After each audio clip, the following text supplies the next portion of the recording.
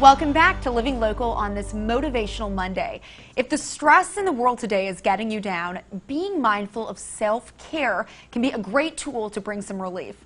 Let's get some expert advice on the art of self-care during COVID. Joining us in studio once again is transformational coach and speaker Rumesa Kawaja, aka Coach Ru. Thank you so much for being here. Thanks for having me, Brittany. So Coach Ru, nowadays we do hear a lot about this concept of self-care. What are some myths and misconceptions surrounding this that maybe you want to break down? Yeah, often we think of self-care as the chocolates, the massage, the nails, getting it done. And a lot of times, how often does it last, right? The nails last a few months, the massage, a few days later we feel stressed, we feel really tense. So it's more about, let's go deeper. What is the self-care, the daily dental floss maintenance that we can do for ourselves, for our brain? Now, Coach Ru, how would you say that self-care is like an art? Yes, it is a daily practice. So it's so easy to turn to the social media and the phones and numb ourselves with a glass of wine by the end of the day.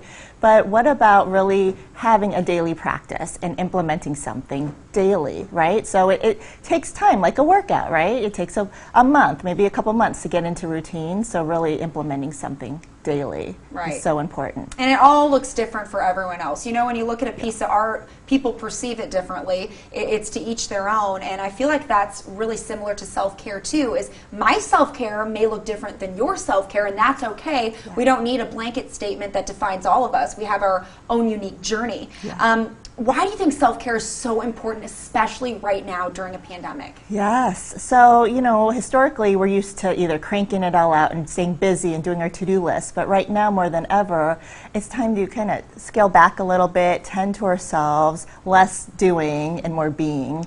So really taking time for ourselves. So it's so important to really listen to our bodies, especially when we're spending a lot of time on our Zoom calls and computer screens, and so really listening to thyself. Yes, I love what you said about less doing, more being. I heard something recently, we are human beings, not human doings. Yes. And that spoke to me so much because I think we're probably similar in that it's like a lot of your identity is what can I do, how do I perform, but when you really step back, you're like, that's not really who I am. Yeah. I'm something much deeper than that. That's the essence that's behind all of the doing.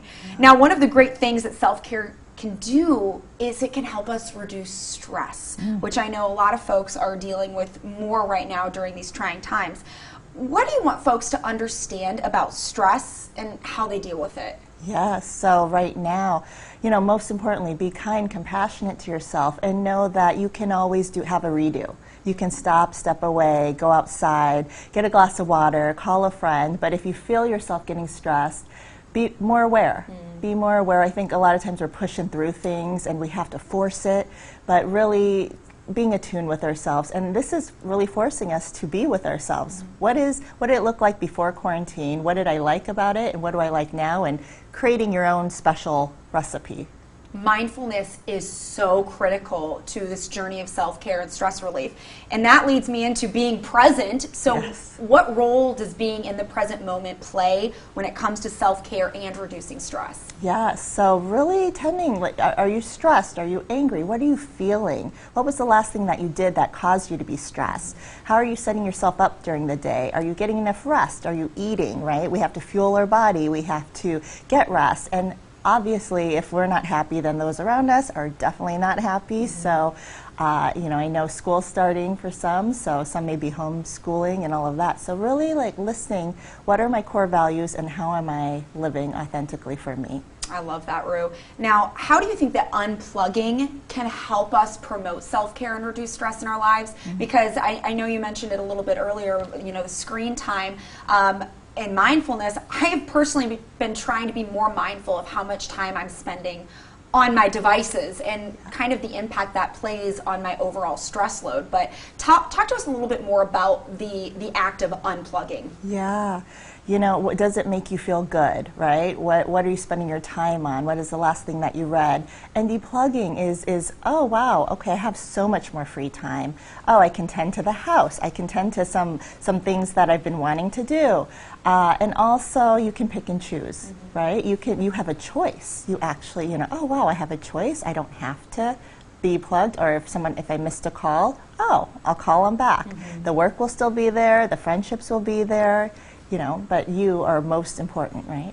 Right. Not everything is an emergency, right? I think that so often we do think we have this knee-jerk reaction, like I have to deal with this right now, but it's all good. Take a deep breath. One thing that I've done and been mindful of is I've actually taken off the notifications of my social media lately. So good. So that I don't have those badges, because I'm so type A. If I see a badge, I have like this inclination to click on it. Yeah. That's been just like a huge stress relief for me, just so that I'm not checking my phone as much, because I don't have those prompts that are glaring me in the face, like, you got to check me, you got to get this down to 0. So just a little idea there. Now finally, let's talk about decluttering. How can this actually be a great form of self-care? Yeah, so during the past few months, I've decluttered my closet, my pantry, and you know that feeling, you know, if you make your bed or if you do not make your bed, you can feel it. Yep. You feel the stress, or if I'm having a rough day, that bed is not made, right? So just starting your day. So cleaning and decluttering, it not only saves money, you feel good by donating or selling it on Facebook Marketplace, or and then you feel like you've accomplished something. You feel like you feel productive. You feel like you've taken on things. You're more in control. So yeah, decluttering it's overall, you feel good. You save money. You make money. Why not? Oh my goodness, I could not agree more. And I was just thinking, I really need to get into my closets, because it is time to declutter that. I know I'm going to feel so much better after I do that. Yeah. Coach Rue, as always, we so appreciate you being here on this Motivational Monday. Thanks for your time. Thank you so much, Britt. All right, you guys, if you'd like some more information, you can visit CoachRumessa.com. We'll also have those details posted on ourquadcities.com.